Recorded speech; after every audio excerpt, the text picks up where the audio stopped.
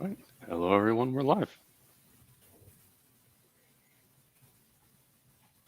Do we want to do the intro? Sure. I guess welcome to the Project Roundtable. As it says, where we meet, at this point once a month and go over our projects and give an update, and we'll see where we choose to dive in further. Anybody want to go first?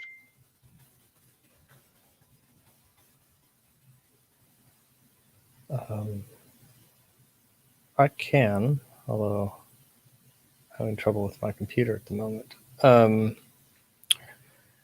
So on Gollybot, I'm having. I've been really busy with client work, so I haven't had a chance to work much on it. But we're changing our flow. So up to now, for the last several months, we've been working on the should you take the vaccine kind of question, and filling out both sides of that discussion. But the data is kind of moving too fast for 3 part-time people or 2.5 part-time people. So we decided we needed a smaller topic. So what we're going to do is do closer to fact checking. So a little bit more than fact checking. So we'll be taking claims that people make commonly, not like quoting a specific famous person like a lot of the other fact checkers do. And if they say one word wrong, we'll take some of the claims that people see often, steel man them, make them as strong as possible, and then apply both sides of the story. So they'll be deeper down. It won't be like, should you take the vaccine? But we might cover, do masks restrict your oxygen or stuff like that.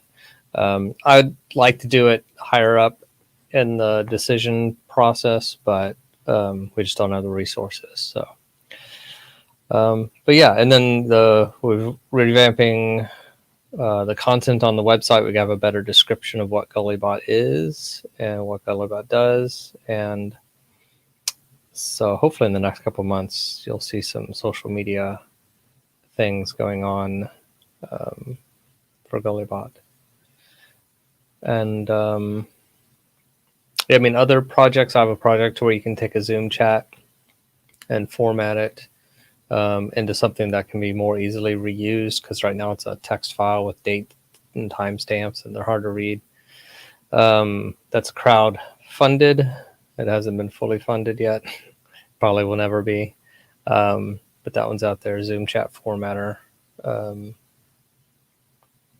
So those are the 2 main projects I'm on. And there's a whole bunch of small ones. I think I'm going to help out a guy in Vermont who's doing a political. He's working with legislators and individuals on how he can bring the connection better between the communication. So Adria, I'll be watching for overlaps and other stuff and keeping in touch with you on how that aligns with your project. Cool. Sounds good. Thanks. But he does have participating legislators, so he's talking to 2 or 3, nice, and having regular conversations. And they said come back and help us with this. And what exactly is it doing for communication? Well, the study that says that like 80% of what legislators do are not supported by most of the people that they represent. Right. Solving that. Okay. Interesting. So it's just, the legislators don't know what the people want. The people don't know what the legislators want. And the legislators can't always do what the people want because the people don't have the right information. So it's also a way for them to communicate in a way that the people can actually understand why they're not doing what they want them to do. Right. That makes sense. So all of that. Yeah. It's a big topic. Or for them to be convinced by the people to do it, because he was doing phone calls earlier, and he's been in the game B space too, so y'all might remember the story. But he got like just 40 people to call their legislator on this one topic, and the person completely flipped on the whole thing and became one of the biggest supporters of it. So interesting. I mean, Vermont's not a huge state, but legislators, they don't get a lot of participation, except for the people that are yelling at them.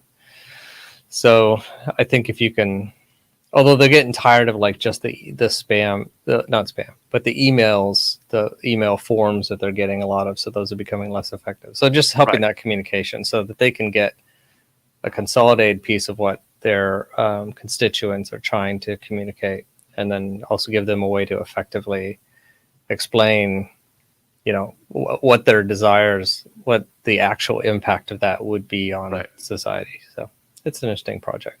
Cool.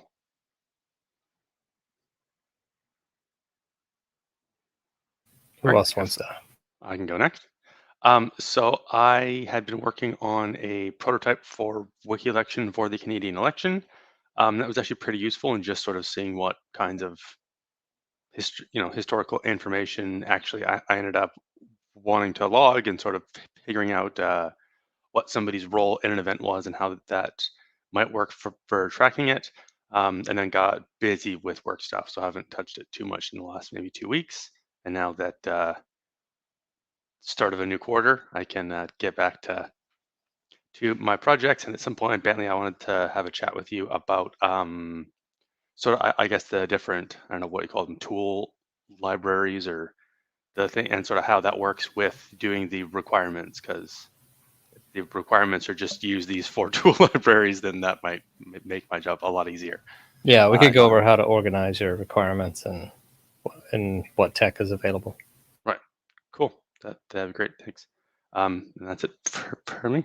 Just back to making specs so I can actually get somebody coding this thing. Daniel, you want to give your update? I'm trying to stay on mute as much as possible because I have feedback. Okay.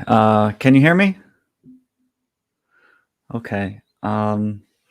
Yeah. Good afternoon. My update. So my main project has been something called Ruva.app. It's a social media project.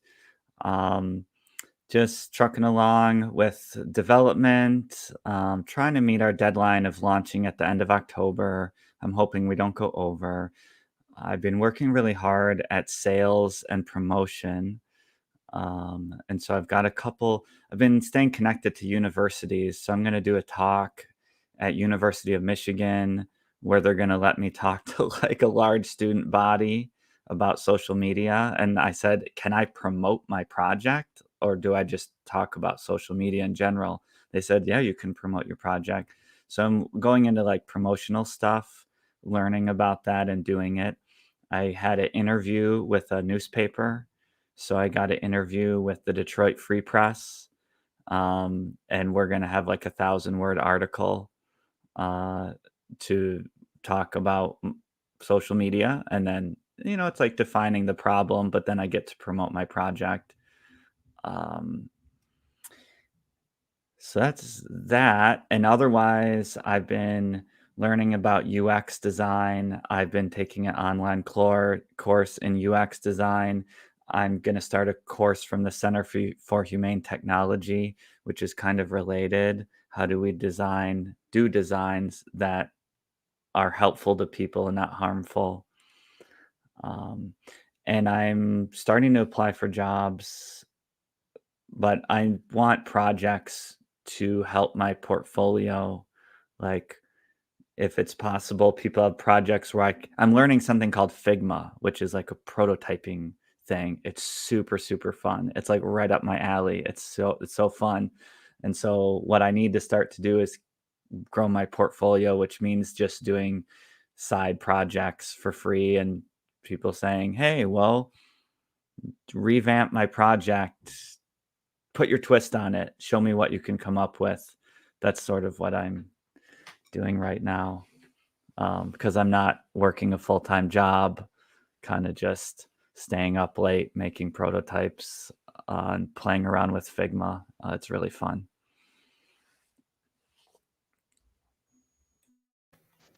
All right, thanks. I will update on mine. I've done next to nothing with solution raising because I'm more looking for like one-on-one conversations, or to set up one-on-one and then have more people invited on something that someone is passionate about. We did do a solution raising on totalitarianism on the Monday conversation, and I don't know if we didn't really come up with anything. It's funny, Game B people want to play solution raising in a very different way, which is not plain solution raising. It's like they want to follow different rules. It's like, let's fix totalitarianism. I'm like, that's literally what we're doing during this hour. But anyway, that's a whole other thing. Peer coaching, since our last Together Tech meeting, we launched our Tuesday drop-in. Daniel's come, I think, to every one of them since the drop-in. Maybe not the first one. Maybe you were still working during the first one. It's proving less, which Kylie was right, it's more hard than I thought to get people to come and keep coming. And with my executive dysfunction and inability to do admin work, it's just going to be slow to do that process, to have it be something that people remember happens on Tuesday and drop in. And I'm sure right around that time, we will split off to a second time point as soon as there's enough people to like where Tuesday is stuck in their head, then there'll be another time period as well. I sat with the math because Kylie had made some suggestions, and it no longer looks like a triangle. So that's helpful because there was some issues with like, why does it look like an MLM despite the fact it came through that exact thing with my consciousness. Now there's no, like, it's not in the times 10 triangle. It's just it's a different algorithm, which I've not yet figured out on how people get paid. The more you contribute to the actual peer coaching, the more you contribute to how fast we grow, you will get paid out first. But there's still that transparent cutoff of these people are founders and will get paid, and these people aren't founders and probably won't get paid. And but how to, it's just this constant chicken and egg, as everything we do is, of like, okay, I want people to come to peer coaching because it's powerful and I want them to improve their lives. At the same time, there is this backdoor thing that is like, and it can get us paid, and it can make everyone an Essential Freedom Fund who's part of this, and how to get like the right people in there who are going to do good with the Essential Freedom Fund, and at the same time not have the people there that are just there for the money and yet not talking about the money. Like it's like, I want people to know it without it being the main focus of why they're there. Like it's a big piece of it because it's how we get to the better, what we've been doing here for a year and a half, right? Like talking about technology, but there aren't enough people and there isn't enough money, and it solves the money and people problem in a big way, and how to explain that without over explaining it and doing it in a way that works for me as an individual when I can't write white pages and can only do a one hit video, right? A one take video. So it's having patience and allowing it to grow and allowing the new iterations to come. This is happening in its right time. If there had been more people involved than just Kylie and me, it would be a lot harder to innovate at this point. And we're still innovating and figuring out the kinks, but I also really want there to be 10,000 people. Like I really want it to grow and have those different time slots. And yet then it can't pivot as fast. So that is my update.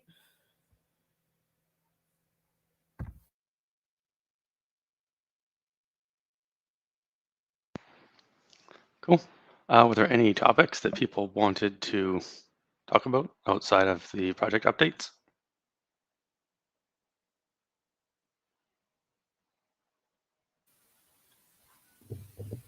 Not specifically. I had some questions for Bentley on his project, but I don't want to ask them on camera because we will get strikes against our YouTube channel for asking questions. Right. How dare you, Jubilee? Yeah, exactly. So I will, if Bentley's still available, I will mention those and ask them off camera. Which is basically just the gray area of like, when nothing's available, where does that balance, right? When the science isn't available but could be done, which I think is overarching all of what science has a problem. Like looking at what's there, pro and con, and there's like all that gray. I think we could discuss that in abstract without using the B word. The thing that would get a strike. Okay, yeah, I think we can do that. All right. So yeah, the interesting thing is, and so Daniel or Adria, if y'all have any other like project topics, because we're going to be getting really deep into the Gullybot thing. Although Adria, this kind of hits your project too. Yeah. I want to continue to understand it. I think it's, from what I've seen, it's powerful. So I'm here to listen, even if it's deep. That's okay. Yeah. Yeah, and I've been exploring this specific thing, but let's talk about some things I think everyone would agree. If you, like, people say, well, that's not a randomly controlled study, or that's not science, or that's, what is it? Something's not data, and anecdotes are not data. But honestly, if I'm, trying to make a decision and all I have is anecdotes, you got to go with the anecdotes, right? So when you don't have other data, anecdotes are data. And they are data, they're just very weak data. But when you don't have a lot of data, you have to go with what you have. So for Gollybot, when it's making a decision, as long as you have, it'll depend a lot on the circumstances and stuff in general, but the score will be very high even if you have a little bit of data, because Gollybot's making a decision just on what Gollybot has. And then if you have two kind of equally weighted data, then it'll be in the middle and it'll be kind of unknown. But in theory, if you have to make a decision and Gollybot's at 1% confidence or 51%, depending on how you talk about it, then you should probably go ahead and do what Gollybot is suggesting based on the data it has. So yeah, I think it's a bit of a fallacy to say, oh, the science isn't settled, so you shouldn't do that. You shouldn't do it if the science isn't settled, if there are potential negative consequences. But if there's if there's not a high potential of negative consequences, and there's a high, and there's a slight percentage of positive consequences, then you should do it. So it all depends on the counter example. And when you're talking about health matters, it gets a little trickier, because it's like, well, we don't know what the downsides could be. And we won't know in some cases for a decade or so. And then you start getting into, well, what's happened in the past? Even though it's a new technology, it's similar to these other technologies, or if a new thing is coming out, it does have some similarities. So that, and you do have to use correlation, which isn't always causation. But if that's all the data you have, it's better to use what you have and what you don't. But you do have to weigh it against the risks. But in Gollybot, you would put in the risks on the other side of the equation, and it would kind of balance it out. And then you have a debate over what's more important. So that's the way we handle it. But it's definitely more nuanced than a lot of the conversations people have where they say, that's not science, so don't do it. I'm like, well, if I feel better when I eat this food, I'm going to eat that food. You know what I'm saying? Because also science doesn't say what happens to an individual person. Science says what's likely to happen. And in those studies, not 100% of the people, most of the studies, had that same effect. And if I have a different medical condition, I may make a different decision, and that's valid. That's not going against the science. It's in that kind of gray area. So where you have to get specific. So those are my thoughts. I don't know if does that kind of answer the question? Kind of. So I'm going to use a parallel so we can talk about it, even though it kind of, so in a court of law, right? Mm-hmm. There's the people who are trying the person, and the person, there's the two sides. I can't think of what the words are, but the two sides of the prosecutor, defender. Thank you. Prosecutor and defender. The purpose of the trial is not to get to the truth. The purpose of the trial is for the defense to defend and the prosecutor to prosecute. It's not to get to the truth. So you can have a really good one of those sides that is good at arguing as opposed to good at getting to the truth. And I feel that is what's going on. And a court of law would have a completely different, if our court of law was actually designed to say, hey, is that what happened and how do we make it right? In whatever way it is to make it right as it could be made when someone's murdered, or you know what I mean? Like, to get to the truth, not, hey, I have a lot of money so I can get away with murder, but you can't. If it was actually to get to the truth, our justice system would look completely different. And our science system right now is set up like a lot like that court of law without realizing it. So scientific method is to get to the truth. And I trust scientific method. I don't trust any of the data, any of the conclusions, because you can't trust how they got to it. and it's just because it's trustworthy. No. Like, I really need to be like a 5-year-old here. And why? And why do we trust it? And why do we trust it? Because it's so untrustworthy. And it's like, there's a truth to what is happening, and a truth to what would happen in my body if one thing happened or another thing happened. But we don't know what would actually happen until it happens. And so, like, we're not trying to get to the truth of what's happening. There's a lot of blinders and a lot of like, I need this to be true, so I'm going to ignore everything that could possibly counteract it.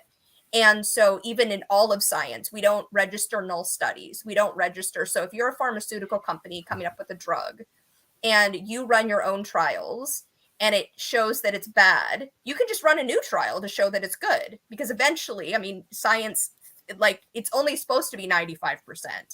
So even if you get a really robust data set that shows that it's causation, not correlation, you're still only 95% certain. If you ran it 100 times, 5 of those times would find in the opposite direction, generally speaking. And so they could just keep running it, right? That's really bad science. If we're not registering null science, if we're not saying every time you do any experiment, you have to register it and you have to register that data, whether or not you publish the outcome, like, we're just like, there's something in, and I just not necessarily something we're going to fix in this hour together tech, but it's like to get to the truth as opposed to debate. Right. And I this might not, because Golibot is kind of that debate, right? To find that side. But like, it falls in the category of debate, but yeah, it's hopefully on the side of encouraging a little bit more to the truth and fighting against eloquence. Like one of my sayings is that eloquence doesn't correlate with accuracy. So like you said, you can be an excellent debater and win a ruling in a court of law and be completely full of shit. And, there's no... Actually, the people that are better at lying tend to win in those situations more often because the system doesn't have a really good check and balance against that, which Golibot kind of does, sort of. But yeah, that's true. So science, there's a big difference between the scientific method and the scientific implementation. Just some thoughts on which said they are starting, some journals are requiring that you use a system that before they'll publish, that you use a system and you designated your trial before you began. You said exactly how much data you're going to have and how much, like how many people are going to be in the study, all this stuff. You have to set it up all front, and they will not publish it unless it matches, 6 months later when you've done it. That's pretty cool. Yeah, so they're starting to do that, and there's a lot of other gaps. There's a lot of other gaps like that. Like when they give a study in the summary, they don't even say kind of what conclusions can you take from this data, right? So it's left to journalists to figure it out. And then I have a friend who's running Society Library, and she goes back to them and say, this person, this journalist, or this talking head on TV said, your study says this. Do you agree with that characterization? But they've also been taught, I think, to not ever make a, say this study implies that, but it'd be nice if there was some standard language that says, we're slightly confident that this may, that this that this generalizes or this won't generalize. There should be, the experts should be letting us know how to make use of their data. But because they're not, we're making it up. And so we the media is sensationalizing everything. So we get slapped back and forth, and it's like, well, I can't trust it because last week they said that chocolate cures cancer, and this week they're saying chocolate creates cancer, right? So it's not so yeah, there's a problem that the scientific method is not being applied well. We don't have really good systems in there, and then the media is screwing it up some more, and then I'm getting it on social media where people screwed it up some more. And then just like Daniel's process, to where the social media, the more outrageous people make it, the more it spreads, so the more likely I'm going to see it. So we're just in a soup of misinformation, even without people intending to do it. Like Ghibli, you kind of said at a couple places, like it's not supposed to, and it's like, well, regardless of what it's supposed to, it's not. It's not set up to win. I mean, it's amazing we've gotten as far as we have. The only question is, are we going to screw ourselves over through automation and robots? Or, digital automation, because the faster we go, the harder it is to make decisions in a worse landscape. Yeah. I do wonder if there's a way, like how science industry works, even at its best, is that like, okay, so the money doesn't skew the outcome, which is not possible. It's literally not possible unless you're doing double-blind studies. Like, you don't know who funded you, and you don't know which side you're supposed to come out on is the only way. But even when you do a scientific study, like I was part of a lab where we were researching the evolution of E. coli and them growing on a new medium, and is a new species going to emerge that grows on the byproduct of this other pathway. And yes, there was. But there was also like everything going wrong with like the PCR test. So you have to like change an experiment as you're going to troubleshoot the issues. And so like to actually have open source science where from like you create the experiment through troubleshooting, through the data, the whole thing they're involved in. Because right now it's like scientists speak like we're speaking to a degree. And they, can discuss this. Then they take the experiment at the end, look back at it with 2020 hindsight, looking at the data without double-blind studies, come up with their conclusions. They can't do too much coming up with the conclusion. They do have the abstract and like what this and the conclusion of like what this could mean. And then like you have to question, well, how did it get published? Was it null? Was it like all of this stuff? Whereas if it was out in the open and it wasn't about publishing in a peer-reviewed journal, it was more about getting to the truth. And therefore the entire because then you publish and then someone reads it. And so it's like 10 years between the study and like when someone actually can incorporate that into the next thing. Whereas if it was an entire process the whole time and you knew people working in your field, and as long as it wasn't hurting it to know the information as you go, like there's just a whole other parallel way we could be doing it to get to the truth. But the way it is, even at its most robust, where people aren't co-opted and they are doing it just for, there's still all of these like, well, was it this cool of an outcome? Then you're not going to get published. Do we like you? Because we're going to tear it apart more if we don't like you. And like, there's all this stuff that's baked into it. That's like, it's not the scientific method. It's like the scientific method is robust. And even then it fucks up the 5%. Like that's how math is. And then people need it to be black and white, like what it found that way. It's like, yeah, that's science, guys. That's how it works. And yet, I don't.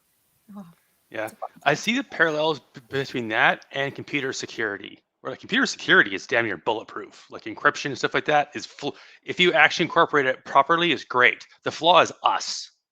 The flaw is how it's implemented. Is people writing passwords on Post-it notes? Is people getting a phone call from somebody they think is the CEO?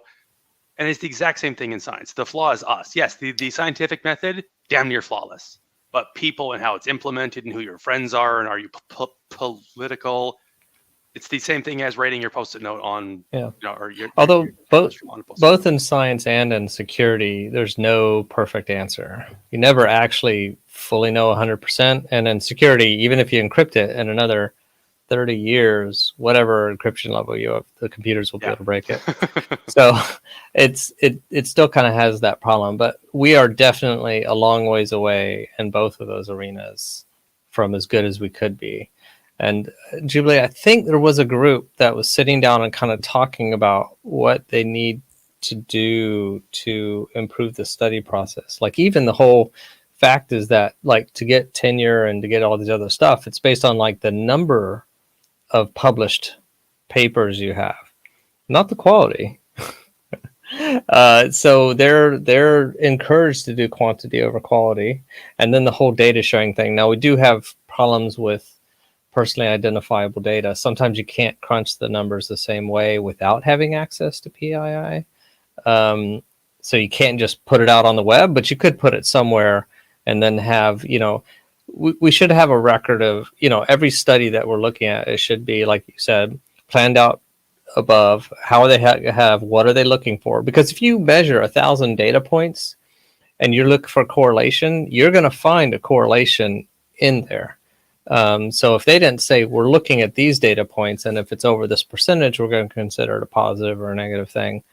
If they don't say exactly what those 2 or 3 data points are, they, then you will find something, and you will have there's been several studies that came out that they found out that was their problem. They looked at so many data points and they said, oh, here are these 3 that correlate. It's like, well, if you take 1,000, you should have had 5 that correlated randomly, right? But you didn't understand statistics well enough to do that.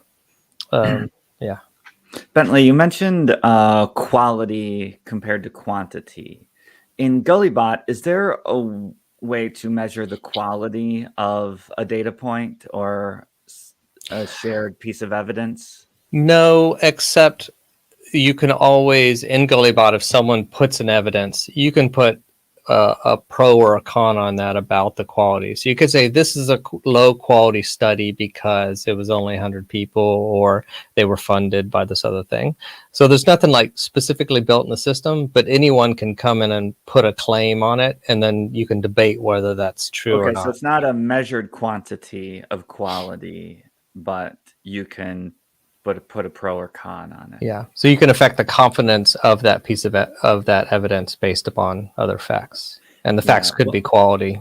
I'm not sure if you've heard this before, but what I'm hearing, I think it's really cool. I've been looking into something called epistemics, and what you're talking about reminds me of that. And it's not about what we know, it's epistemics is how do you know what you know?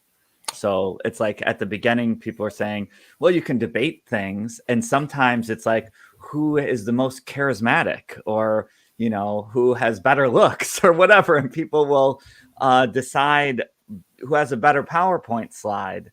And so it sounds a little bit like, and I'm interested in messaging sometimes, like, or marketing at least. And it's like, is Gullybot, is it fair to say, or could you build on some kind of thing that's like, this is about how you know what you know, not what you know, but how are you making that claim?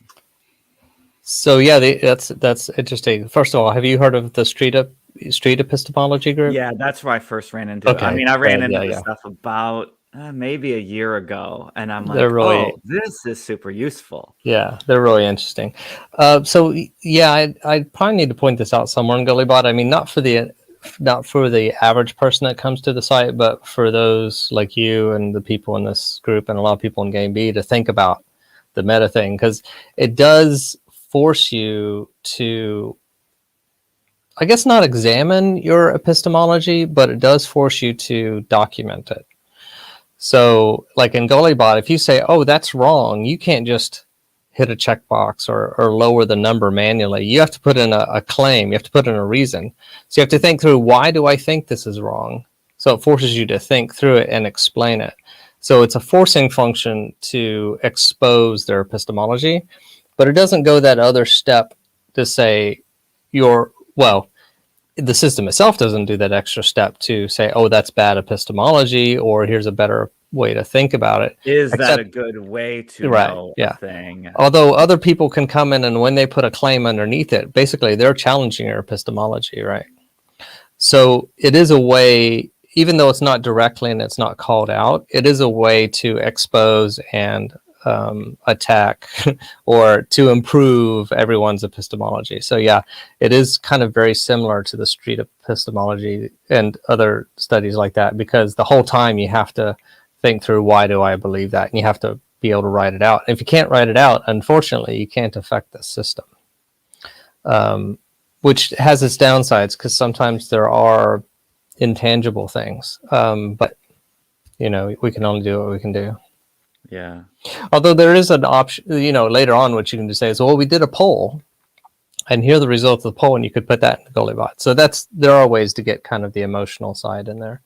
But at least it's clear you have to be specific. This is an emotional response and not a logical or rational. So yeah. Yeah. I always like the example of like the claim, ghosts are real. And like, so how do you know that? How did you come to that conclusion? And there's different types of methods. And one of them is, I saw a ghost, and it's like, okay, is that a good way to be confident about that claim? And it's like, on the surface, it seems maybe it is a really good way to be confident about that. So it's an interesting topic. Yeah. I have a question someone might be able to help me with on my project. I need to come up with an algorithm.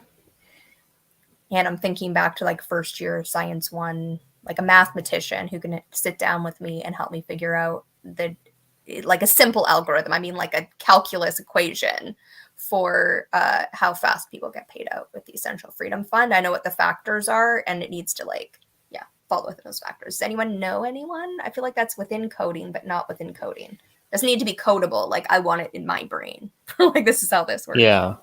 So, I mean, I run into a lot of things like that. I don't know any. I mean, I know a couple mathematicians, but when I've tried to sit down with them to talk through Gullybot, there's a mismatch, and I can't do that. So I might be able to help you with that, just because we do deal with a lot of algorithms in that way.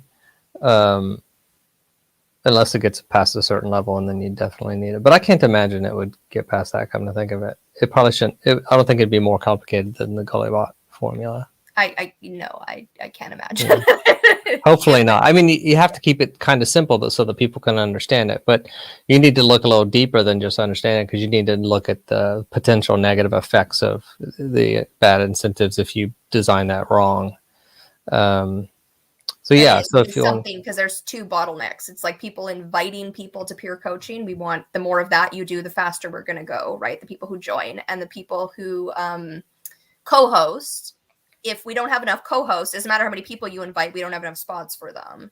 And yet if we have all co-hosts and nobody invites anyone, we have everyone sitting there not having work to do, right? So it's like, who's bringing in the work, and who, there's those two, and we don't necessarily know which one's more important. It's whichever one's not being done, right? So it actually needs to be a dynamic algorithm, and I know there's a way to do it, but I don't know. I'm like, times two, one's in the denominator, one's in the like somewhere in the recesses of my brain, I have enough math knowledge to understand it, but not to create it. And so it's like, okay, well, as this one increases, this one decreases. It's like whichever one we need to be able to change the algorithm as we go, right? So but without changing it. So yeah. else that made sense too. Like the algorithm stays the same, but it changes based on how many co-hosts and how many. Yeah, kind of a weighting factor. So if you need more in these, you'd have a little dial you could just turn down or turn up, and it would lower one and raise the other.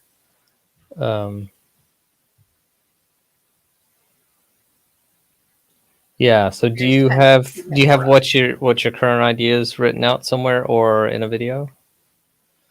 Yeah. No, because that basically was the idea. Like, but I can write it out what I need it to be, and I could do it. I could do it in a 2-minute video and send it to you if you prefer it in a video. That might be good. Unless you want to try it here, we still have some time left. Unless someone has something else, but I don't mind you guys knowing about it. I don't necessarily want it to be public. Yeah. It is my way of retiring myself and saving the world. So it's a little proprietary. Yeah, I think it could be. I think it could be solved by, like, if I would just ask a series of questions. And if I had answers to those questions, like, what is the number of this category you're looking for, this and this, and yeah, we could develop a formula that way. Yeah, so we could do a little offline time. And awesome. I'll put up a video and I'll send it to the two of you. Cool. I know Adriel's not down with algorithms, except talking about them. So, like I do, magic algorithm. It'll fix everything. But this one, I have like an actual mathematical formula that I know will solve it. I just don't know what it is. Yeah.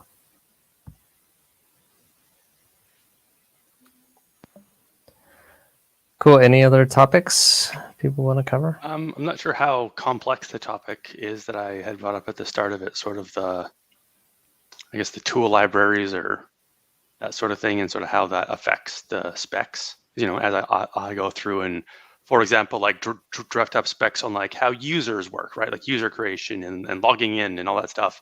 I imagine there's probably just something that somebody would be like, oh, I'll just use that one, and it does 90% of it, and then you just tweak it, add flavor, do whatever. But like the core of the the table it's adding to, and the you need to be able to create an account. You know, it needs to go through the same steps that all the websites go through with email validation. Yeah. I imagine there's tools for all that. So it's me understanding how that. And you probably shouldn't be working down at that spec level. Even kind of the concept of writing out specs for that is no longer kind of in vogue. So what you should be writing at is the story level, user story level. So as a user, I need to be able to log in and see and, you know, put up a picture and my name and a nickname, or, you know, what features do you want? But yeah, all that other stuff on specifically how it looks and how it's stored in the database. I don't think you should be bothering to operate at that level. I guess the thing I'm trying to understand is, one, are there competing tool libraries for the same thing, where it's more like, hey, there's 4 different things that you could use to, you know, create your user management library. Here's how each of them works. And then instead of me trying to figure out exactly how I want it to work, well, if I can just choose among 4 and that one, you know, has 80% of what I think I want, all right, let's start there. And then I imagine that there's those tools for all sorts of stuff. I mean, I would think if you write up your user stories, that the dev person that you're hiring should be able to pick a tool that meets those needs. And there are nowadays there's 10 to 20 for every piece of the system you'd want to put together. So it also mostly just be what they have experience with. I don't think any of them. There's not a large chance that the wrong tool will be picked and you'll have to go back and redo it. I mean, that does happen from time to time. And I guess actually you should expect that to happen once or twice in the process.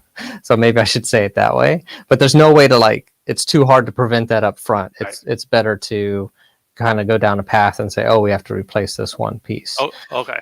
And y'all both have been doing a lot of no-code stuff. And so those are a little bit more restrictive. So you're more likely to hit that wall. So when you're bouncing between no-code systems. But from the technology standpoint, it's a little bit easier to plug and pull those things out. Oh, okay. So basically start with the user stories, and then just the person who's actually creating it will be the one to go and shop through what the libraries are and be like, oh, okay, this one meets enough of the user stories for, you know, for user creation. It means 9 out of 10. Cool. We'll start with this one. Yeah. And then I'm guessing that they can tweak it as needed to add the extra, you know, 10th one if we really needed it. Yeah. Yeah. Oh, okay, cool. Thanks. I guess if you go that approach, I'm guessing you might sort of end up with like a prioritization where you're like, hey, there's 2, you know, libraries available for this thing. Here's the 10 things you want. This one does 7 of them, but it does these 2 super well. This one does 8, but it's kind of meh. And then you can figure out. Yeah, if that situation arises, then it might be a conversation of, you know, which of these user stories do you want to prioritize and how much do you want to pay? Oftentimes it's not. Rarely do you actually end up having that decision because you just don't know in that level of detail how much harder one's going to be than the other on the individual things till you kind of get in there and play with it, unless it's something they already know real well. But it's unlikely that a developer would have deep knowledge of the 2 choices. So it's kind of like, well, it looks like it'll do it. Let's get in there and start building it and see what happens. Yeah. Yeah. But I'd leave all those decisions up to the person you trust to do it. Right. What is the no code thing that you mentioned? Oh, I thought you'd been doing some no-code stuff, Daniel. So have you heard of Bubble, Adalo, Airtable? I tried Bubble 2 years Right. ago. I could barely use it. Maybe it's had a lot of updates. No, I mean, that's probably a bad example. So actually, I mean, Figma kind of fits in the no-code space. It's not really, though. More like Webflow. So it's all these tools now to where you have to have less and less technical skill to be able to build a product. I mean, Figma, you don't get a product. You get a prototype. You can't actually make a user or anything. Right. But if you were using Webflow instead of Figma, which they are different, but in Webflow, you can build a website, drag and drop things. It's like Squarespace. If you want to build a website, you can drag and drop things in, or WordPress. Those are all kind of no code-ish because you can build an app without being a developer. It still takes a lot of time, but not as much time as learning to code and doing something from scratch. Yeah. So that's called no code or low code. Yeah. one of the big, Are you the using biggest a, examples of that is probably Salesforce, where their mantra is clicks not. Yeah, I guess, yeah. for the project you're referring to, Adriel? Is there a particular no code system that you're liking or that you're using? All of the stuff that I do tends to be very sort of database centric, and so I use Knack. Of the ones I tried, it seemed to sort of have the best database and the best database features to sort of interrelate tables and move data back and forth. With less code, like a drag and drop Yeah, database. it's still no code. Like I'm not a developer either, so I've tried a few of the no code tools, and a lot of them like didn't the first thing I checked out was sort of the data layer and how do you design the database and how does that work. And of the ones I tried, Knack definitely seemed the best. Knack was kind of like a very, very light version of Salesforce. Very light. Well, I like the topic. If you don't mind, I'll tell you my perspective on hiring someone to make these decisions.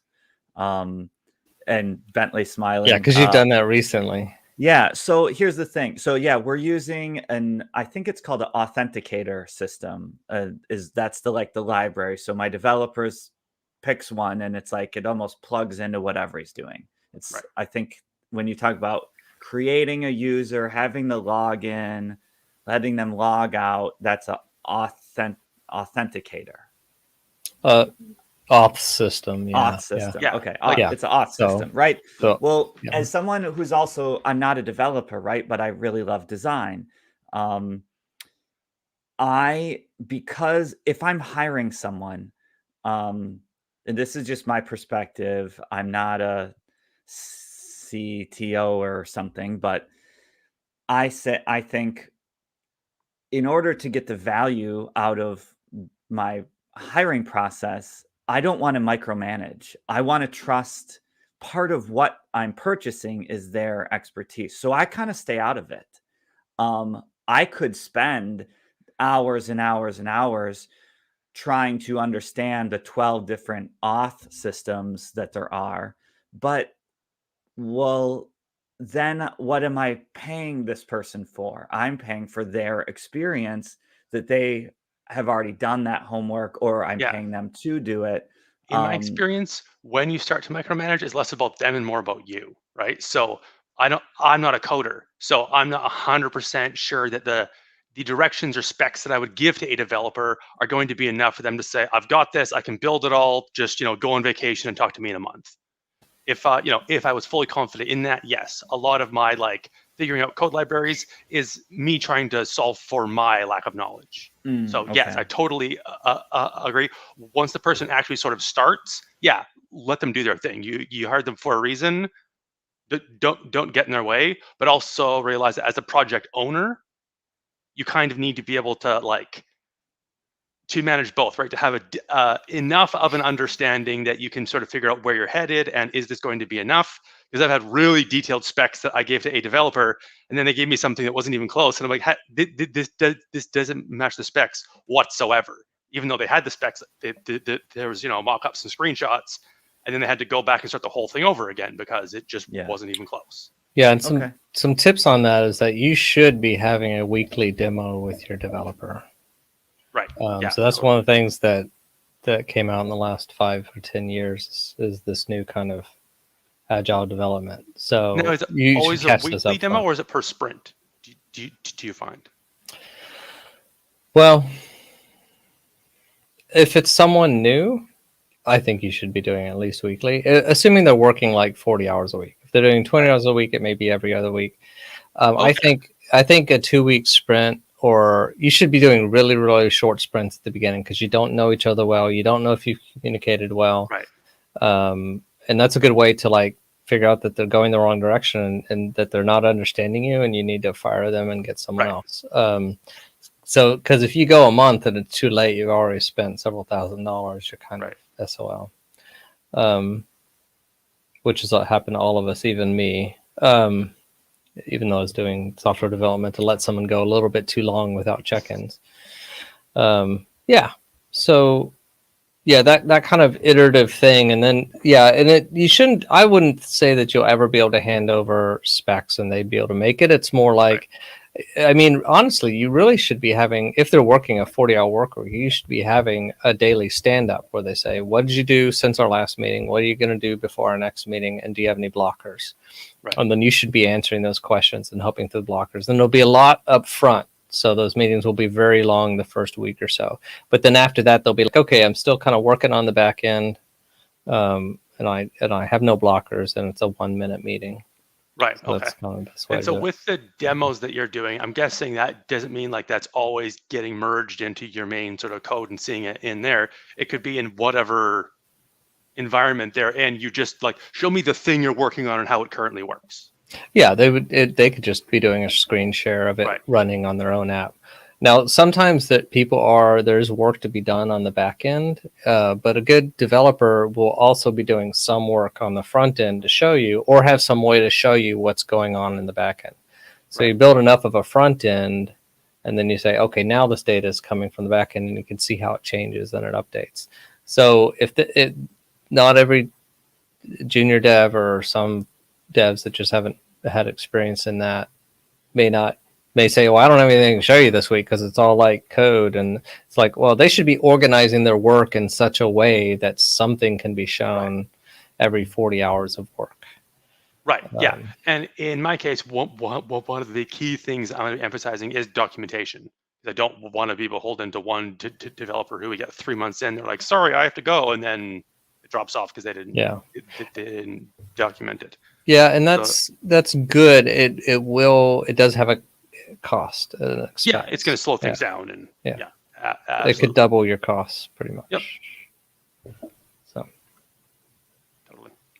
That makes sense. But, I'd rather double my costs and get something out of it rather than have lower costs, but then halfway through the whole thing falls apart and I have to start over again anyway. Yeah. I mean, it's a tough thing. Even being my own developer, on Gullybot, I've restarted from scratch maybe 5 or 6 times. Of course, it's a prototype. I'm experimenting in a new space, so it's more like developing a hardware app than it is just taking an idea and implementing it. So like Daniel's app would require less of these kind of like tests and iterations because you're not doing something like that's never been done before. You're chopping off the stuff that's causing pain, and there's some stuff in there that's never been. This combination of features has never been done, but none of those features are like we don't know how it's going to work. So it's a little bit more straightforward. And I think, Adriel, a lot of what you're doing, except for it would be like the video stuff might be in that area where it's like, oh, we need to write it, and then it's like, well, we got to throw it all away because to add this other feature, the tech we used wouldn't work. So that's going to happen. And there is that problem that every time you change developers, the developer's going to want to rewrite it from scratch. Yes. And sometimes, and as a project manager, you don't know whether it really needs to be rewritten or not. Is it actually just garbage spaghetti code, or is this just there's just a 1% improvement, and I just like the way that I format my code better and want to be able to read it easier? So yeah, it's a part of life. Yeah. Which, I mean, I think a big part of it is at least if you have the proper documentation. And I mean, I think I'll probably either get someone separately who specializes in documentation, or just try to find a developer who that's one of the things that they really specialize in, is like both coding and then also the documenting of it. Yeah. And then they'll kind of be putting all my eggs in one basket, at least for the prototype, where like they both they sort of did the general architecture, like almost the style guide for code. I don't know what you would call that. Yeah. Creating that, and then actual. I'm wondering if you actually want it documented and you're trying to make this code base live along, it might be better to call it an MVP than a prototype. Because often a prototype for some people means throwaway code. Like, we're going to write it and see if people use it and throw it away. But if you want to keep it, it might be an MVP. My goal is for it to be a prototype. My experience says that's less likely to happen because prototypes always live longer than they should. in my experience. Well, yeah, but you definitely it's not. But if you want documentation, you do want this code to live longer than just a prototype, right? True. Yeah. Yeah, it's true. And I guess Yeah. I mean that's kind of the nature of code is you always have the option to start again. Yeah, so that's true. It is more of an MVP. Yeah, that just might set the expectations better with Yeah. with the devs you're interviewing. Yeah, and it's a really weird V in my case because it's more like I'm the first user because it's actually a platform. So then I'd be going and creating it, which just creates a whole another layer of complexity that I'm not looking forward to dealing with. And have y'all heard of MLP? Minimum lovable product. Oh, okay. But I don't think you should make those. Because I think people don't need to like love it. So if you're doing a big expensive media pitch, then it won't be minimal lovable product, but you shouldn't be building that until you know it's a space where people are hungry enough that they will, if we're talking profit motives, hungry enough that people will use it even if it's ugly. Right. If they won't use it when it's ugly, then it's kind of like, well, you don't have a big enough incentive. And that doesn't fit for all things. Sometimes you're going into a market that there's been tons of people already there, and there's a certain aesthetic that has to be there before people will use it. But I call it diminishing returns. With Ruva, there's all sorts of little bells and whistles and whatever I'd love to do. We're doing like maybe 10% of them.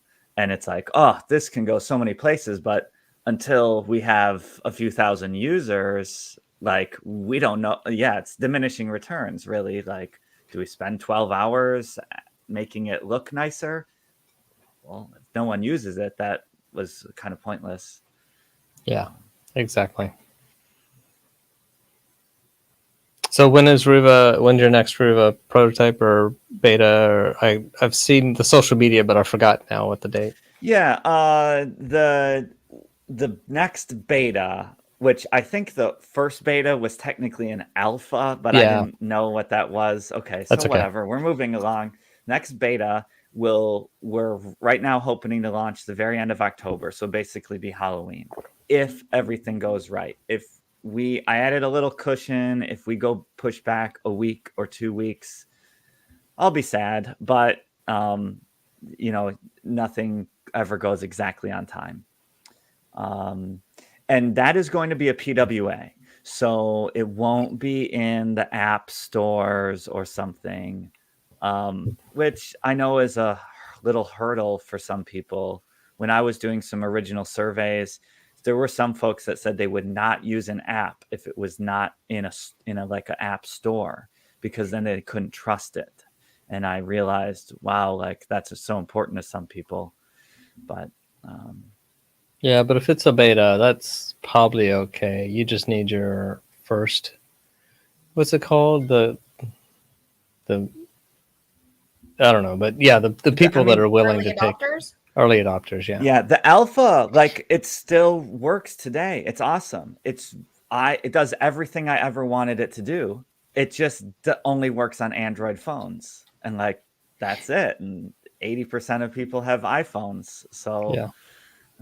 And so it seems like it's taking forever. I mean, in other news, yeah, I am trying, if I can, in the next month or two, I'm trying to shift my career into like app and web design, UX design, they call it, right? So if people do have projects they want me to like kind of comb over, even privately, like I need feedback. I need some challenges and some feedback. So I'm open to that, or other people on the web that know this channel. Feel free to get a hold of me if you want to, as I'm trying to build my experience in this area. Awesome. I think we're about out of time. Yeah, we can say goodbye to who knows what world will be in November. Every month, it's like so much changes in between. Our projects don't change, but everything else. Right.